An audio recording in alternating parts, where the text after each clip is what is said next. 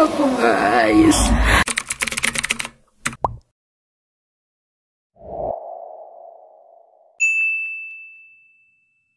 Halo semuanya, balik lagi di Kedik Books bersama aku Ica. Di video kali ini aku mau ngajak kalian untuk baca bareng lagi sebuah buku klasik. Kalau sebelumnya aku ada baca Pride and Prejudice dari Jane Austen, kali ini aku mau baca buku The Count of Monte Cristo karyanya Alexander Dumas. Nah, ini bukunya dari sini, kita akan ambil dulu. Tara, ini bukunya. Oke, sekarang kita akan sama-sama unwrapping ya, mungkin namanya. Kita akan sama-sama unwrapping bukunya sebelum nanti kita mulai baca.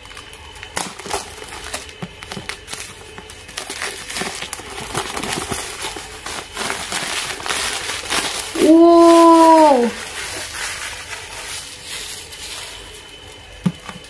Yeay. Wah.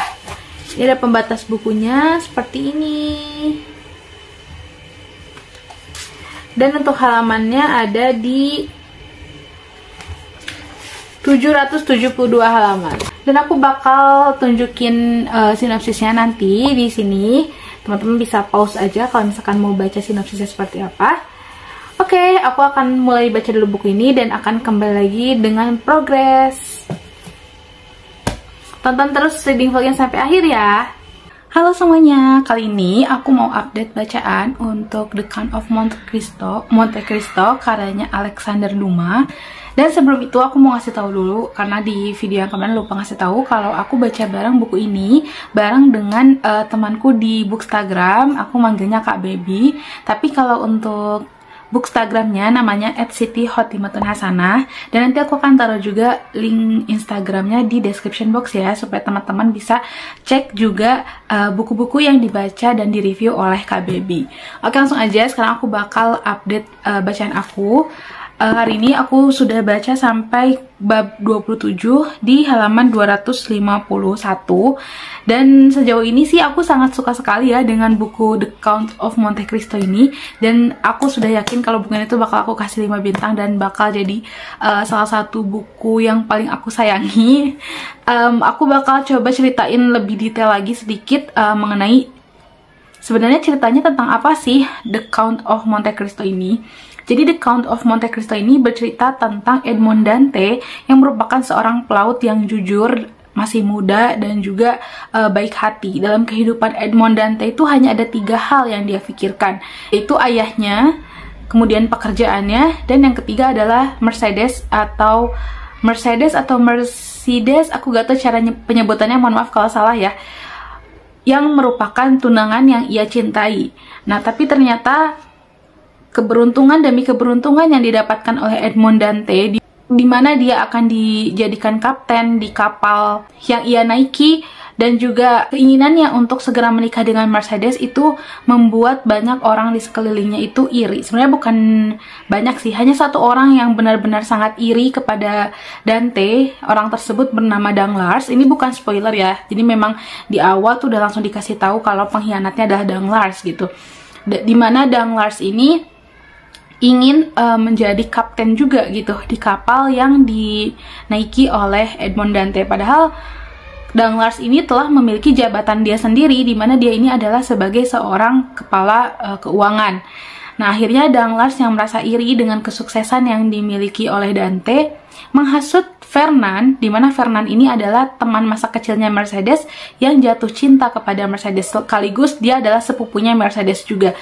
Yang memiliki ide untuk memfitnah Dante itu adalah Danglars. Dan akhirnya karena Fernand menginginkan cintanya Mercedes yang nggak bisa dia dapatkan kalau Dante itu masih ada, akhirnya membantu Danglars untuk membuat skenario untuk menjebloskan Dante ke penjara. Jadi mereka tidak membunuh Dante ya. Dante ini hanya dijebloskan ke penjara dan dituduh sebagai seorang kaum Bonapartis yang kalau aku cari secara singkat, kaum Bonapartis itu adalah sekelompok orang yang fanatik dan ingin membebaskan Napoleon Bonaparte pada masa itu, yang sepertinya Napoleon Bonaparte ini dianggap sebagai sebuah ancaman bagi Raja Louis 18 pada masa itu. Aku juga nggak terlalu paham sih kalau soal sejarahnya ya. Tapi di sini jadi belajar sejarah juga sih. Dan sampai akhirnya Dante berhasil keluar dari penjara dan akan membalaskan dendamnya kepada orang-orang yang telah menyakitinya. Nah, yang aku suka dari karakternya Edmond Dante ini, dia itu sebenarnya orangnya sangat baik hati.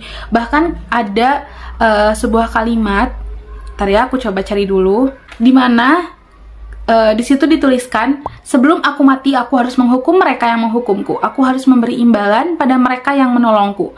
Kalau aku di sini terus, semua akan melupakan aku dan aku hanya bisa meninggalkan tempat ini seperti cara Faria meninggalkannya.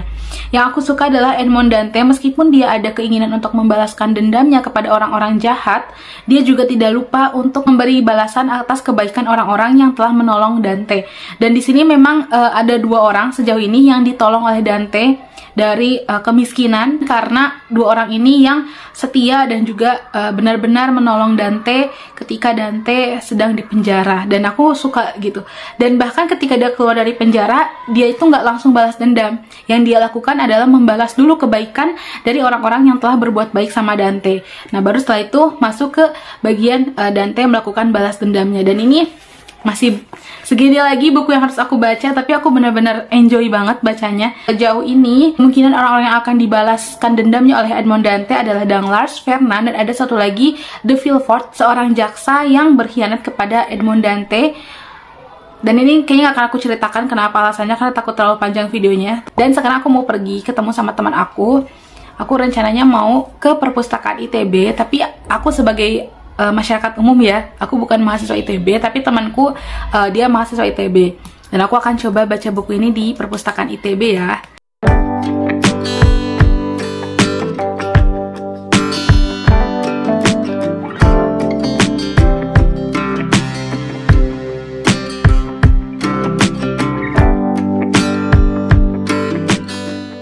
Halo semuanya, aku belum ada update lagi nih dari terakhir aku baca The Count of Monte Cristo karena ada satu dan lain kesibukan. Dan hari ini aku bakal lanjut baca lagi, tapi lebih seru lagi karena teman baca bareng aku, yaitu Kak Baby, itu sekarang ke Bandung. Hore! Nanti akan ada vlog terpisah untuk itu. Kalau misalnya teman-teman penasaran, boleh nonton aja ya. Nanti aku akan coba taruh juga linknya di description box. Yang pasti kemungkinan besar hari ini bakal baca bareng dengan Kak Baby secara offline gitu ya, buku The Count of Monte Cristo. Sejauh ini sih aku udah sampai halaman di 270 ya, udah mau masuk ke bab 30. Halo semuanya, aku mau update bacaan. Ini udah lumayan banyak ya, aku udah sampai halaman 630. Tinggal segini lagi nih untuk menamatkan bukunya. Kayaknya hari ini atau nggak besok bakal tamat. Tapi aku kayak nggak siap gitu loh bukunya untuk tamat. Soalnya makin ke akhir itu kayak makin sedih. Terus juga kayak belum mau lepas dan belum mau pergi ninggalin Edmond Dante dan semua yang ada di dalam buku ini gitu. Tebay banget ya. Aku pengen ceritain ke kalian bab favorit aku. Oh ya, sebelum itu aku mau bacain dulu sedikit progres dari terakhir aku baca ya. Terakhir aku baca itu kan aku baca bareng sama Kak Baby, tapi di situ nggak terlalu banyak progres. Seingatku aku tuh baca di bagian Edmond Dante pertama kali bertemu dengan Albert. Nah, awalnya aku kira Albert ini adalah Fernand gitu ya, dan aku kira temannya Albert yang bernama Franz itu adalah Danglars. Jadi aku kira mereka ganti nama gitu karena mereka udah jadi bangsawan, mereka ganti nama. Oh ternyata enggak ya, Albert ini memang benar anaknya Fernand, tapi Franz ini sama sekali nggak ada hubungannya dengan keluarga Danglars maupun Fernand. Jadi Albert di sini ditolong oleh The Count of Monte Cristo, oleh Edmond, karena Albert ini disekap oleh bandit-bandit di Italia. Nah setelah itu diselamatkanlah Albert ini oleh Monte Cristo, meskipun aku nggak tahu apakah kejadian ini disetting oleh Monte Cristo atau memang kejadian ini natural aja gitu. Tapi kayaknya nggak mungkin deh, semua yang ada di dalam buku ini aku yakin semuanya settingan alias diperkirakan oleh Monte Cristo. Jadi kemungkinan besar bandit-bandit yang menculik Albert juga adalah settingan dari Monte Cristo agar Monte Cristo itu bisa kenal dengan Albert dan agar Albert ini punya rasa hormat ke Monte Cristo, dan supaya Monte Cristo-nya juga bisa dibawa ke Prancis dan diperkenalkan dengan kalangan-kalangan atas di Prancis oleh Albert dan juga keluarganya alias Fernand. Dan pertama kali Mercedes melihat Monte Cristo. Ini spoiler ya, Mercedes itu langsung tahu kalau Monte Cristo itu adalah Edmond Dantès. Nah, terus hal yang buat aku sedih itu adalah tadi yang mau aku ceritain. Sini Mercedes bilang seperti ini, sungguh beruntung putraku Count bisa mendapatkan sahabat seperti Anda, kata Madame de Morcerf. Jadi Madame de Morcerf, aku nggak tahu penyebutannya seperti apa. Madame de Morcerf ini adalah Mercedes ya. Aku bersyukur kepada Tuhan untuk itu. Dan Mercedes mengangkat matanya indah ke langit dengan penuh syukur, sampai-sampai Monte Cristo merasa melihat 2 butir air mata bergulir di sudutnya. Nah, aku menganggap bahwa kalimat Mercedes yang berkata aku bersyukur kepada Tuhan untuk itu adalah ungkapan syukur dari Mercedes karena doanya untuk melindungi dan juga menolong Edmond Dantès itu dikabulkan oleh Tuhan gitu, bahwa sekarang di depan matanya Edmond Dantès sehat, Edmond Dantès sudah jauh lebih gagah gitu kan, meskipun mungkin ada hal yang pasti berubah gitu ya dari Edmond Dantès yang dikenal oleh Mercedes dulu gitu. Dan teman-teman kalau baca buku ini, teman-teman wajib banget tandai di bab 59 dan bab 60. Tapi ini yang versi Gramet ya. Kalau misalkan versi dari penerbit lain kemungkinan akan beda babnya. Tapi bisa aja sama deh kalau bab. Nggak tahu. Pokoknya kalau di buku yang ini bab 59 dan bab 60 itu adalah aku sampai nangis berkali-kali dari 2 bab itu. Itu adalah momen ketika for the first time setelah sekian lama nama Edmond tidak disebut, dan di bab 59 nama Edmond kembali disebut. Dari semua orang yang ada di dalam buku ini, sejahat-jahatnya Fernand, Danglars gitu ya, Villefort, anak-anak mereka itu baik-baik, dan Albert ini benar-benar dididik dengan baik oleh Mercedes ya, yang menunjukkan bahwa Mercedes itu tetap Mercedes yang sama dengan Mercedes yang bersama dengan Edmond Dantès gitu. Yang beda hanya sekarang kehidupan Mercedes tidak seperti yang dia harapkan gitu, yang harusnya dia bersama Edmond Dantès, dia malah berakhir dengan Fernand gitu. Jadi sih aku suka banget ya sama buku ini, kayak bener-bener banyak hal-hal yang aku kayak terkagum-kagum gitu, kayak kok bisa orang sampai melakukan fitnah sekejam ini gitu. Tapi di satu sisi kagum juga kok bisa Edmond Dantès melakukan pembalas dendamannya sampai serapi ini gitu. Kayak Edmond Dantès tuh emang bener-bener dia tuh kayak seolah-olah dia di atas kan, tau gak sih gambar yang ini? Nah itu tuh seolah-olah yang duduk di kursi itu Edmond Dantès. Orang-orang yang sujud ini tuh seolah domino, yang Edmond Dantès tuh orang yang tinggal menggulingkan dominonya itu, dan akhirnya dominonya hancur, dan Edmond Dantès tinggal melihat aja kayak gini.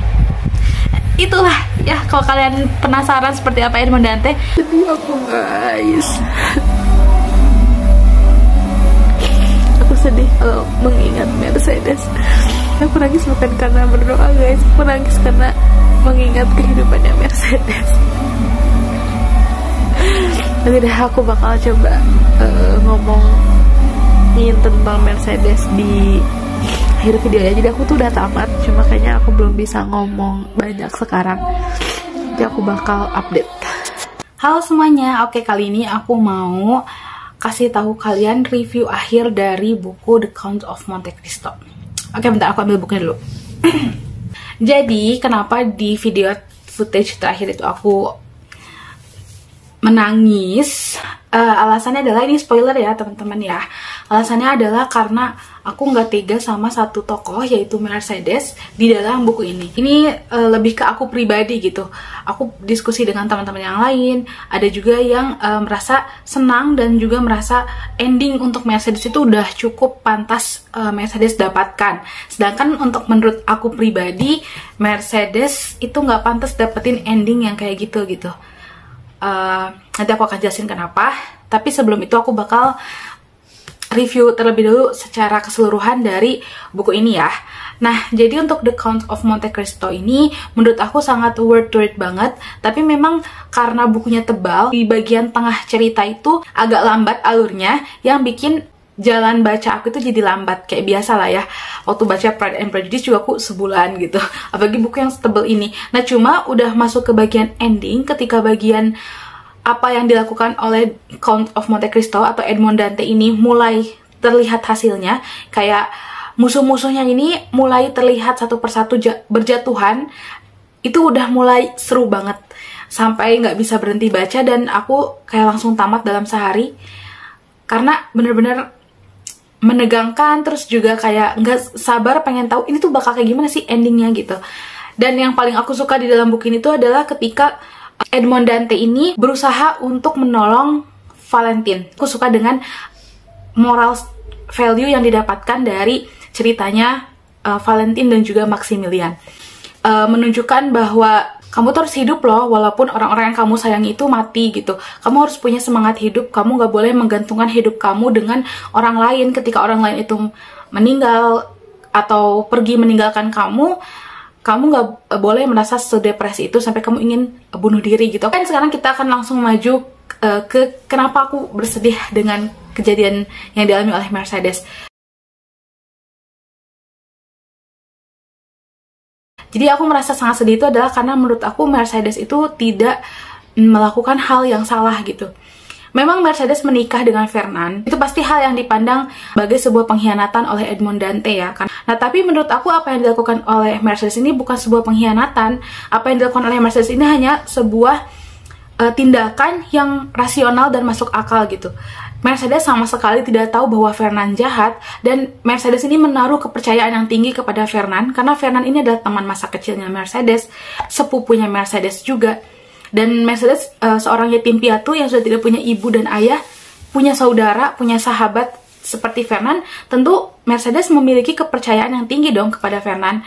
Ditambah ketika Edmond Dante pergi karena di penjara, Mercedes tidak tahu apa-apa, dan selama Mercedes bersedih itu Mercedes nggak menikah sama sekali. Tapi setelah ayahnya Dante itu meninggal, semakin hilanglah harapan Mercedes untuk berada di dalam kehidupannya Dante. Ya nggak sih, kayak Dante-nya nggak ada, ayahnya Dante meninggal, Mercedes kayak nggak punya sesuatu yang bisa dia pegang untuk dekat dengan Dante gitu. Dan pada saat itu pasti Fernand maju terus gitu ya, gas terus untuk mendekati Mercedes ya.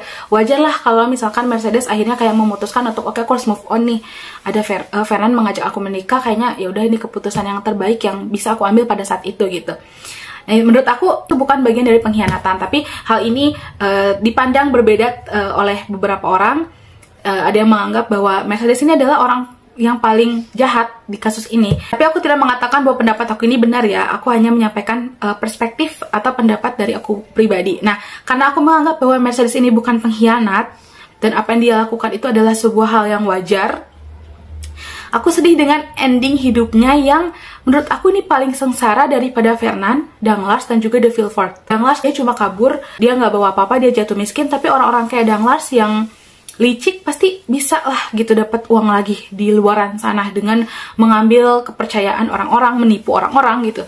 Terus Fernand ini mati bunuh diri. Ya udah gitu, kayak ya udah bunuh diri gitu, dia nggak merasakan kesengsaraan hidup gitu ya. Ya selepas dari bunuh diri ya itu kan kepercayaan masing-masing ya. Di agamaku kan memang setelah bunuh diri ya nggak bahagia juga, tapi tetap di dunianya kan ya ibaratnya hilanglah penderitaannya gitu. Terus yang ketiga adalah De Villefort. De Villefort juga gila gitu. Orang gila ya udah gitu kan. Orang yang udah nggak waras, orang yang udah gila juga nggak akan merasakan penderitaan, ya nggak sih? Tapi Mercedes ini dia merasakan penderitaan yang paling menderita karena dia kehilangan suaminya tentu ya. Dia juga mendapatkan informasi bahwa ternyata suami yang dia nikahi itu ternyata adalah orang yang jahat. Dan terakhir dia ditinggal oleh anaknya Albert untuk menjadi seorang tentara.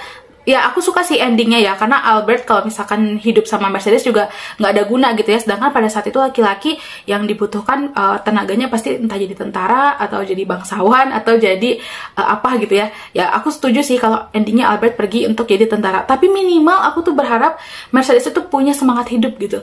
Tapi di bagian akhir aku melihat bahwa Mercedes ini udah benar-benar kayak hopeless, nggak punya tenaga, nggak punya harapan lagi. Dan ketika Edmond Dante berusaha untuk menghibur Mercedes sampai gak bisa dihibur lagi karena saking sedihnya. Dan menurut aku itu adalah penderitaan yang paling sangat menderita gitu dibandingkan dengan tadi ya bunuh diri atau jatuh miskin atau gila gitu. Dan Danglars ini kan orang yang lebih mementingkan dirinya sendiri gitu ya dibandingkan orang lain. Sedangkan Mercedes orang yang gak egois, dia gak memikirkan dirinya sendiri. Bahkan ketika Albert akan berduel dengan Monte Cristo, karena tadinya Albert ngira kalau Monte Cristo ini emang jahat gitu, karena telah menyebarkan rumor tentang ayahnya gitu ya. Tapi Mercedes berusaha untuk meminta kepada Monte Cristo agar tidak jadi berduel dengan Albert, karena dia nggak mau Albert mati, dan dia juga nggak mau Monte Cristo mati. Akhirnya dia ceritakanlah semua kisah masa lalunya kepada Albert, dan aku suka banget bagian itu juga ketika Albert akhirnya menolak berduel dengan Monte Cristo, dan akhirnya Albert bilang kayak, aku tidak akan berduel denganmu dan aku memaafkanmu karena aku tahu ayahku pantas untuk mendapatkan balas dendam darimu. Itu epic sih, itu epic. Cuma aku merasa kasihan dengan endingnya Mercedes. Aku berharap oke, nggak apa-apa Mercedes, aku nggak berharap Mercedes balik lagi dengan Edmond Dante, enggak. Tapi aku berharap Mercedes itu minimal di endingnya kayak ada semangat hidup lah gitu ya, kayak bilang ke Edmond Dante kayak, udah kamu hidup bahagia aja, aku juga akan hidup bahagia menunggu anakku gitu. Tapi ini tuh enggak gitu, kayak percakapan Edmond Dante dan Mercedes pada saat itu tuh benar-benar membuat aku sedih, karena Mercedes tuh benar-benar kayak udah hilang harapan gitu. Nah jadi itu yang membuat aku sedih ya. Nah overall aku suka banget karena emang ini benar-benar membuat kita puas ya. Yang memang balas dendamnya ini worth it gitu untuk ditunggu. Dan dari segi narasinya juga ini enak. Dan alurnya juga jelas banget. Karakter-karakter, tokoh-tokohnya banyak yang bisa kita sukai juga, terlepas dari buku ini yang bertujuan untuk balas dendam gitu ya. Oke, jadi paling itu aja yang bisa aku sampaikan kepada teman-teman, dan aku akan tutup reading vlog ini. Semoga teman-teman jadi tertarik ya untuk baca The Count of Monte Cristo, walaupun aku spoiler sedikit nih untuk endingnya. Oke, sampai sini dulu aja reading vlognya. Sampai jumpa di video-video berikutnya. Dadah!